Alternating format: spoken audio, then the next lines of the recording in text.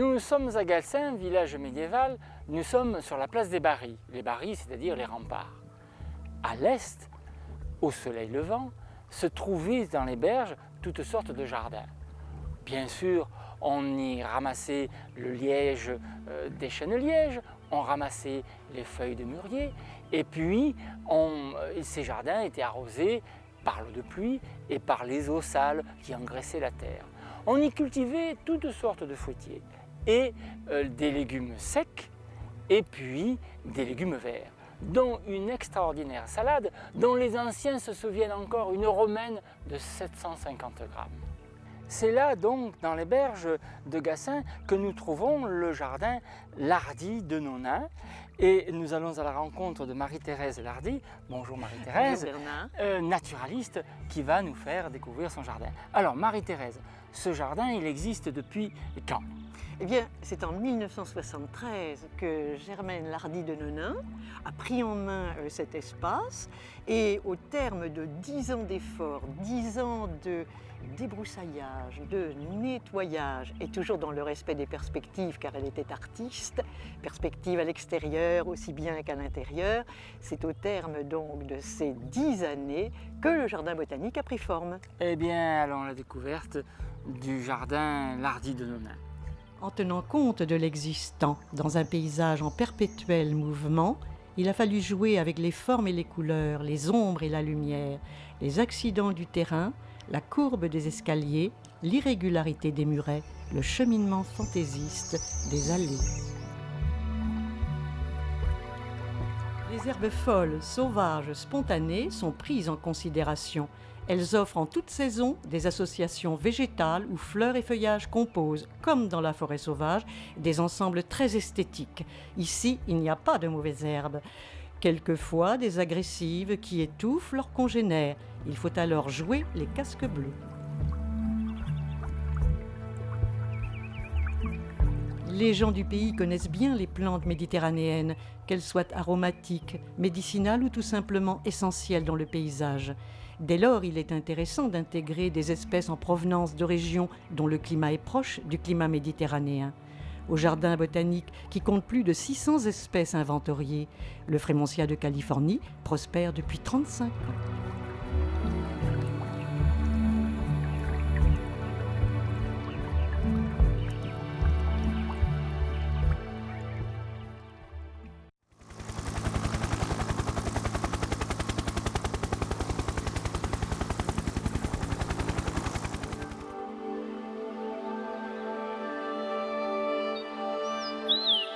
Nous sommes à Sainte-Maxime, dans le jardin botanique, à 2 pas du bord de mer. Avant la Seconde Guerre mondiale, il y avait ici un vaste domaine de plus de 25 hectares qui appartenait à la famille Truchet.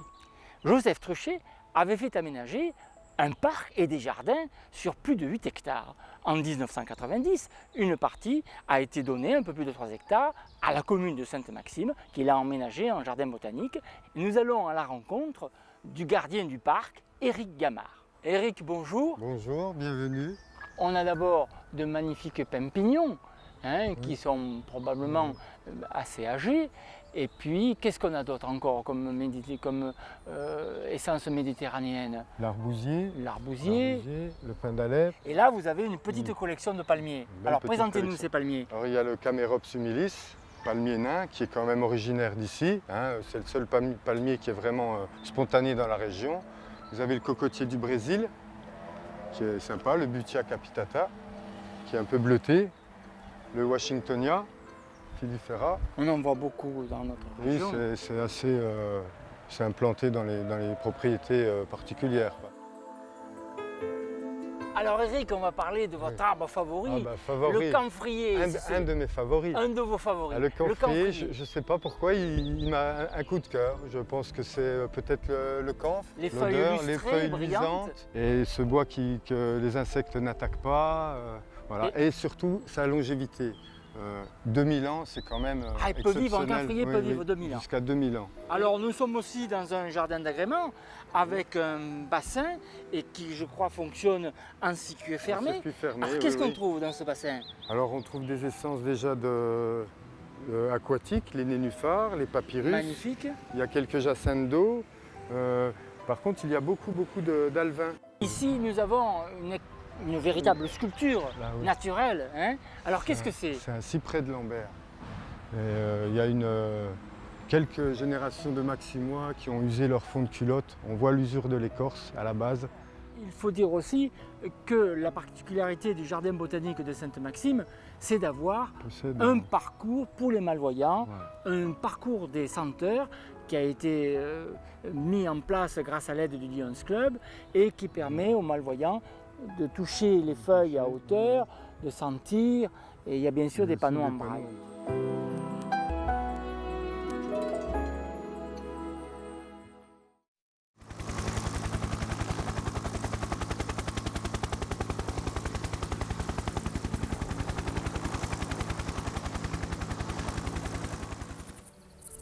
Nous nous trouvons sur la commune de La Mole. La seigneurie de La Mole nous est connue depuis le début du XIe siècle. Et c'était une seigneurie qui couvrait à peu près un peu plus de 6000 hectares. En 1770, Emmanuel de Fontcolombe, conseiller au Parlement de Provence, achète à Jean-Baptiste de Suffren, qui est à la fois marquis de Saint-Tropez, mais aussi le frère du célèbre bailli, il achète cette seigneurie. En 1850, Emmanuel de Fontcolombe, un de ses descendants, décide de planter toute une série d'essences qui n'appartiennent pas du tout à la forêt méditerranéenne. Patrick Péquignot, qui est chargé de projets environnementaux au Conseil général, va nous expliquer ce qu'il y a d'extraordinaire dans cette forêt. Bonjour Patrick. Bonjour. Alors vous allez nous expliquer ce qu'il y a d'absolument remarquable dans cet arboretum de La Mole. Tout à fait, donc c'est vrai qu'on se trouve un peu sur un site remarquable et particulier puisqu'il s'agit d'une propriété du département, achetée par le département en 1997, qui fait à peu près 300 hectares et qui a été acquise au titre des espaces naturels sensibles, de par l'intérêt paysager évident du site bien évidemment, mais aussi par la présence de cet arboretum forestier qui est assez unique dans le coin. Alors, d'après les archives dont on dispose, on s'aperçoit finalement que dans les années 1850, des espèces vraiment de milieux humides, de milieux frais, presque montagnards, ont été plantées. Bon nombre de ces espèces ont disparu, puisqu'on s'aperçoit qu'il avait été planté des mélèzes, des tulipiers, des cyprès chauves, des ginkgos. Ces espèces aujourd'hui ont disparu de cet arboretum. Cela dit, on trouve encore de très beaux spécimens, notamment de chênes rouges d'Amérique, qui d'ailleurs ont l'air de se plaire puisqu'ils se sont reproduits sur le site, ainsi que de très beaux spécimens de charme, un très beau séquoia, ainsi que des pins d'Espagne. Alors, quand très beau, c'est-à-dire que ce sont des arbres qui ont 30 mètres de haut et qui sont plus que centenaires, et ce qui fait leur valeur patrimoniale. Voilà, c'est vrai, il n'y a pas que l'espèce qu'on ne retrouve pas dans la région qui est assez remarquable, c'est aussi leur dimension. On voit qu'ils se plaisent dans le milieu.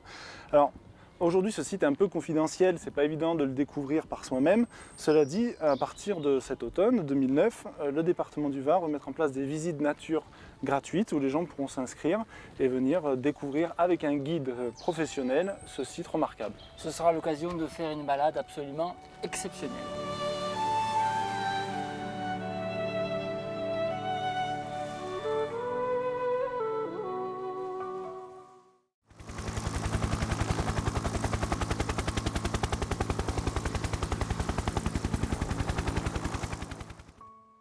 Nous sommes au Rieul-Canadel, commune née du détachement de la partie maritime de La Mole en 1949.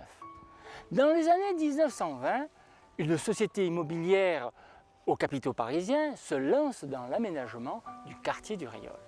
Le concepteur a prévu une organisation globale et en particulier un immense escalier qui partage le lotissement en deux.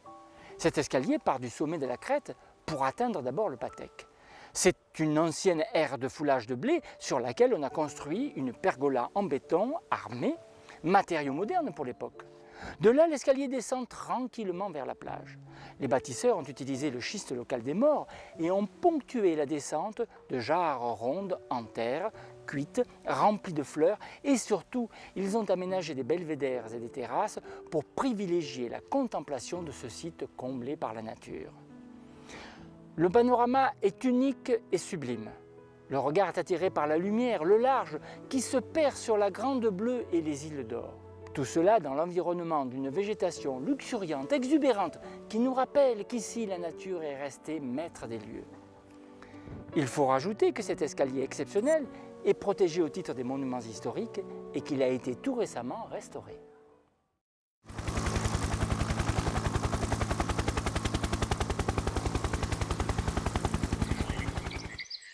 En 1909, Alfred Théodore Courme, natif de Bormes, homme d'affaires fortuné, achète des terrains au bord de mer au-dessus de la baie du Figuier.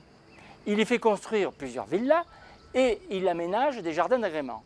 En 1940, Potez, célèbre avionneur associé à Dassault, vient s'y réfugier avec sa famille, ses collaborateurs, dont Albert Chirac, le propre père de Jacques Chirac, président de la République. Enfin, en 1989, le Conservatoire du littoral acquiert l'ensemble du domaine et confie la restauration du jardin à Gilles Clément, qui y crée une succession d'évocations de paysages de type méditerranéen de la planète. Alors, nous sommes dans les jardins du domaine du Rayol. Bonjour Virginie. Bonjour. Virginie va être notre guide pour me faire visiter le jardin. Alors ici, nous sommes sur quel continent? Alors ici, c'est le continent africain et notamment la région de l'Afrique du Sud qui donc a ce climat méditerranéen et ses plantes adaptées. Alors quelles espèces trouve-t-on? Alors ici, contrairement à ce qu'on pourrait croire ou prendre pour un bananier, nous avons un Strelitzia ou oiseau du paradis. Alors Virginie, nous sommes devant un paysage désertique. Quel continent évoque-t-il? Alors ici, c'est une évocation de l'Amérique centrale aride, donc notamment de la région du Mexique. Donc on retrouve toutes ces plantes effectivement capables de résister à une sécheresse intense, donc tout ce qui va être cacté, agave, yucca, figuier de Barbarie, etc.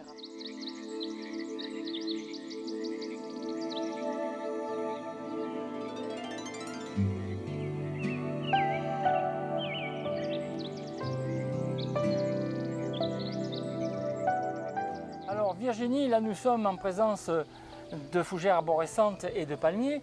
On est sur quel continent? Alors ici, c'est une évocation d'un paysage de Nouvelle-Zélande, un paysage invité au domaine du Rayol. Et donc tout ce vallon des fougères arborescentes effectivement, et de palmiers nico se poursuit ensuite avec la prairie néo-zélandaise qu'on a pu voir avec cette jolie graminée qui se balance au gré du vent. Alors Virginie, il y a de nombreuses merveilles à découvrir au jardin du Rayol. Quels sont les différents paysages évoqués? Alors sur les 20 hectares que possède le Conservatoire du littoral ici, vous avez 7 hectares de jardins paysagers et donc qui évoquent 10 paysages différents du monde, dont le jardin marin qui est le 10e paysage, qui est le prolongement des paysages terrestres sous la mer.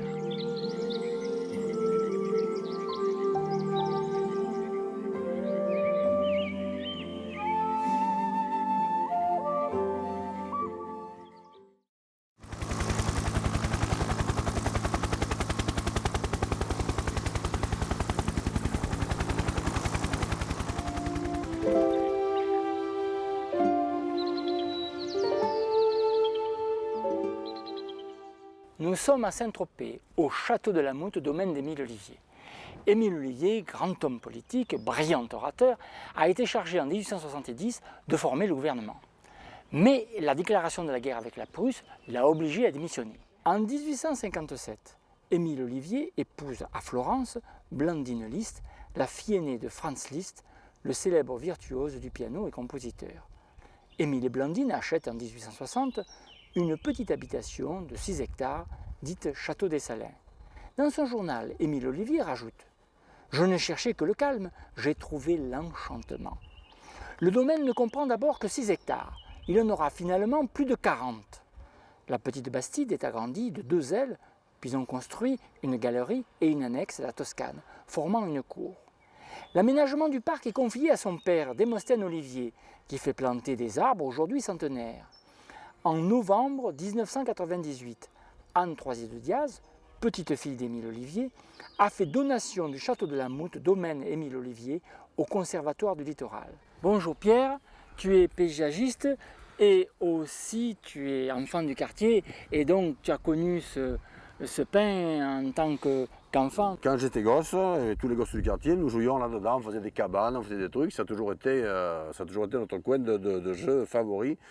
Et je dois dire que c'est une pièce exceptionnelle, hein, c'est une œuvre d'art. Moi, j'ai pratiquement jamais vu d'arbre aussi beau en pain parasol que celui-là. Pierrot, nous sommes devant un des trésors du domaine Émile Ollivier, et c'est cette palmeraie. Qu'est-ce qu'elle a d'exceptionnel? D'exceptionnel, elle a qu'elle a déjà plus de 100 ans, et elle a des arbres assez exceptionnels, c'est-à-dire ce jubéa par exemple, il n'y en a pas beaucoup dans le quartier, il y en a un peu plus haut et deux de l'autre côté là-bas, et c'est tout. Planté, je pense, du temps d'Émile Ollivier d'ailleurs aussi. Vous avez à côté un Camurops humilis, qui n'est pas un sujet exceptionnel, mais qui est très grand pour un Camurops. Vous voyez que vous avez derrière des Phoenix canariensis, qui sont le phénix des Canaries. Plus loin, je vous montrerai des Washingtonia robusta qui ont des petits troncs. Le nom est inversé par rapport au tronc, c'est-à-dire que le filifera a un gros tronc et le robusta a un petit tronc. Robusta pourquoi? Parce qu'il résiste au vent. Et filifera pourquoi? Parce qu'il fait des pointes pour ses graines. Et avant de faire la graine, il y a comme des fils qui pendent, c'est pour ça qu'ils s'appellent filifera. Voilà. Ici, nous sommes au pied d'un palmier qui a une forme un peu extraordinaire. Pierre, dis-nous pourquoi. Alors, d'abord, ce palmier, c'est un Phoenix canariensis, un phénix des Canaries. Sa forme extraordinaire vient du fait que le tronc a été abîmé par des coups. Je pense que beaucoup des palmiers du coin ont reçu des éclats d'obus ou de bombes pendant la guerre, parce qu'il y a eu le débarquement américain qui s'est fait à la plage à 500 mètres, et c'est ça qui les a abîmés. On aura compris que dans ce parc, il y a quand même des arbres exceptionnels. Mais tout est exceptionnel de ce parc. On a des Washingtoniens qui font 15 mètres de haut, qui ont 150 ans, on a des cyprès d'Alembert, on a des Mercocarpa, on a des phénix, on a des pins parasols, tout est exceptionnel. Et en plus, ce parc, un gros avantage, c'est qu'il bénéficie d'un microclimat. C'est-à-dire que ça gèle pratiquement jamais ici. Contrairement à la vallée un peu plus loin, ici, il fait rarement zéro. C'est pour ça qu'on peut acclimater des jacarandas ou des plantes un peu plus précieuses, ou des ricasolagne, tout ça qui résistent, qui poussent et qui deviennent énormes. Et en plus, je dois ajouter que ce jardin est plein de charme. Mais c'est un charme fou, on se sent bien, on a envie d'y venir. Voilà.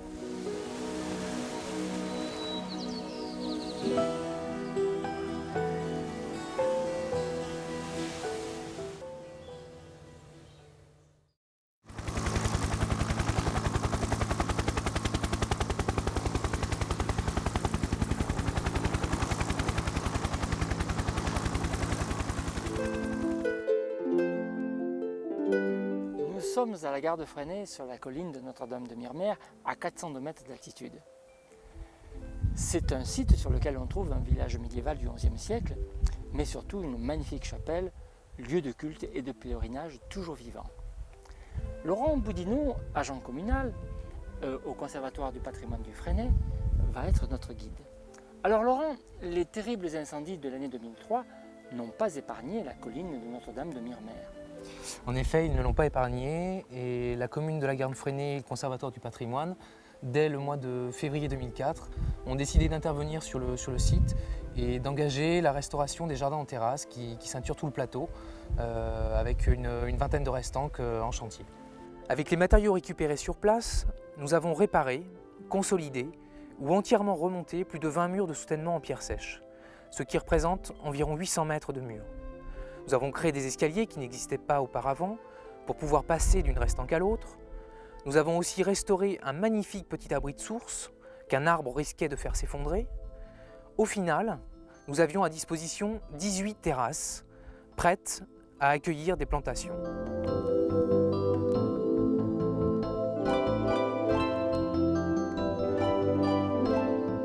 Ensuite, que faire de ces jardins restaurés ? Pour qu'ils prennent tout leur sens, ils devaient accueillir des plantations. Finalement, notre choix s'est tourné vers le figuier, un arbre rustique, résistant et peu exigeant en eau. Le Conservatoire national botanique de Porquerolles, dont une des missions premières est de préserver la diversité des espèces et variétés, nous a donné cette opportunité. De plus, il a donné à cette plantation une vocation de conservation en y installant des variétés rares ou en voie de disparition. Au total, 138 figuiers ont été plantés, représentant 46 variétés différentes, sachant que chaque variété est représentée par 3 plants. Maintenant, il nous reste à attendre quelques années encore pour récolter les premières figues et essayer d'apprécier les nuances de toutes ces variétés.